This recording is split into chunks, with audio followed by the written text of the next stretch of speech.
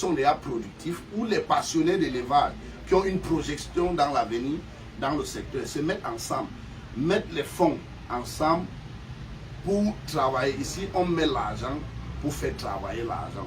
Donc ce n'est pas comme vous entendez tout à l'heure, comme dans le marketing des réseaux, où on vous demande de mettre de l'argent et l'argent travaille pour l'argent, ne travaille pour personne. Ici, c'est la différence. Vous travaillez, vous vous mettez ensemble. Ici, les bénéficiaires sont l'équipe. Ce sont des jeunes qui n'ont pas de capacité de travailler normalement et assurer la continuité de leur production. Ils peuvent bien en bénéficier de ce projet. Pourquoi? Parce que les finances que la banque aura leur permettra d'anticiper leurs commandes, soit sur les poussins par exemple.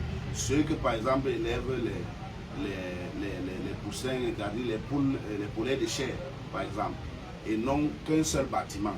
Le véritable problème, l'une des causes de l'abandon des bâtiments ou des fermes dans les périphéries de la ville de Douala comme à Yaoundé, aussi même à l'ouest, c'est parce que les gens se lancent en agro-pastorage juste en suivant des slogans ou en visitant les sites d'élevage ou en lisant des livres qui vous donnent les comptes d'exploitation sur comment produire et comment gagner sur une bande.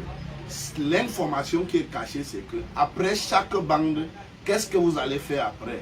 Parce qu'il y a plusieurs élevages que l'Afrique n'est pas autonome sur le processus de production du début jusqu'à la fin.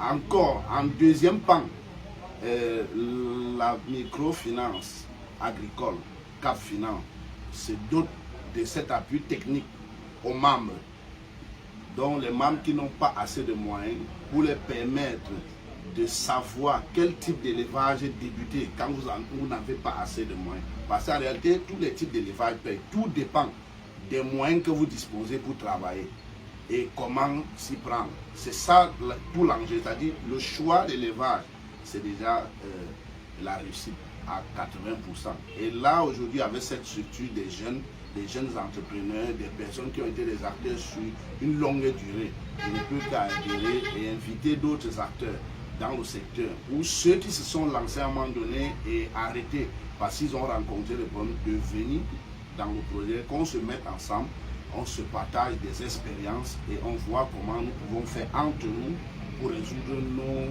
problèmes à l'Africain, c'est-à-dire en nous-mêmes.